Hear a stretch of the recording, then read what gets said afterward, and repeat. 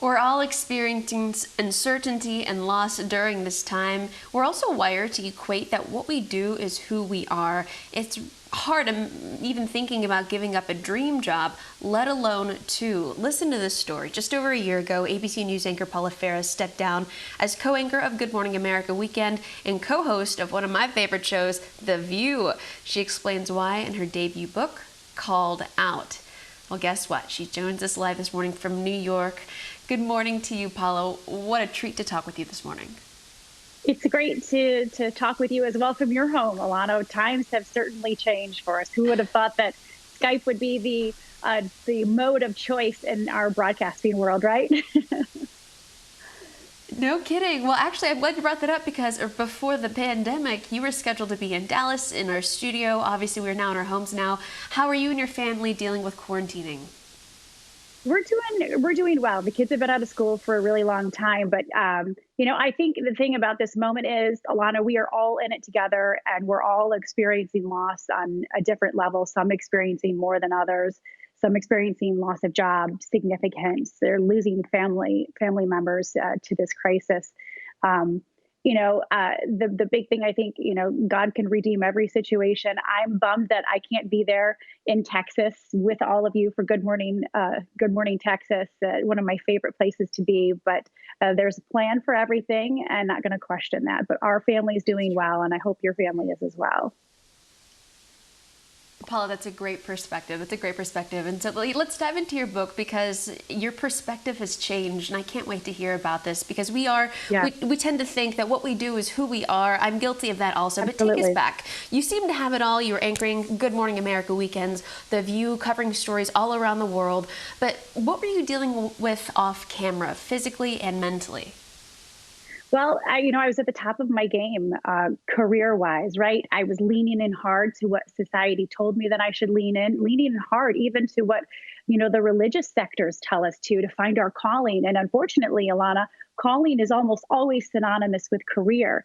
And then I leaned in so hard that I burned out. I could tell that I was burned out. I still loved what I did, but I just, took a snapshot of what was going on around me, my relationships with my family, my husband, my children, my church family. My relationship with God was suffering. My health was suffering as well. And I knew that God was trying to get me to slow down. And I went through a series of unfortunate events. I write about it in the book, My Season of Hell.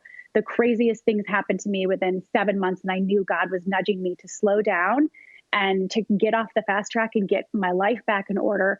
And once I did take that step and finally listen, it was in that space that I found out, Alanna, I didn't know who I was outside of what I did. My identity and my purpose and my calling had completely been wrapped up in what I did. And so when I walked away from those two dream jobs, I no longer knew who I was. And that's where I write a lot of the book.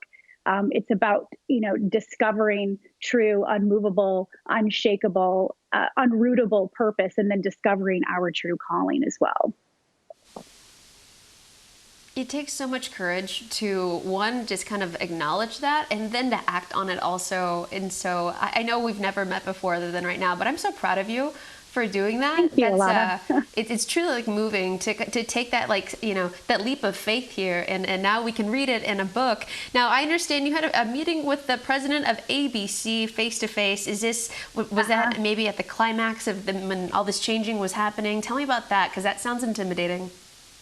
Yeah, it was. But I knew that the president had called this meeting. My contract was up, and this was right about the time I had decided to step away from these two dream jobs. And I thought it was crazy in my own mind. I was told that I was crazy. Like, I was still unsure, like, why am I doing this? And also, are people going to think that I'm a failure and that I can't hack it if I'm walking away from these two dream jobs? But I opened the book. The book opens with this meeting with my boss, who is a wonderful human being, James Goldston. And it's the lunch conversation that I have with him, telling him that I'm stepping away from these two dream jobs, and then subsequently what happens and the decisions that I make in the aftermath. But that's where the book opens up.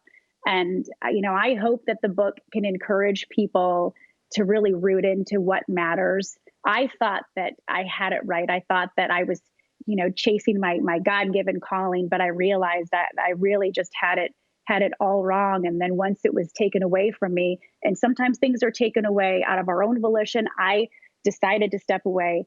That's when I realized that my identity and my significance was rooted in the wrong things. And a lot of us are feeling that right now in this pandemic. For me, it took a personal crisis to get my attention. I think God is trying to get our attention, in this global crisis as well. And we have to listen. Paul, I'm listening to you right now. I can't wait to get a hold of your book. Thank you so much for sharing this. Like I said, it takes you're very brave and thank you for sharing that with us. And so I want to let everybody know. I know it's a crazy time. What you did, it just seems, especially in our industry, seems like, what are you doing? You know what? But whenever you know, and I'm envious of that. So I want to let everybody know about your book. It is called Called Out. It is available. You are welcome. You are so welcome. It's available for pre-order right now, and it arrives at bookstores next Tuesday. So happy to talk with Paula today.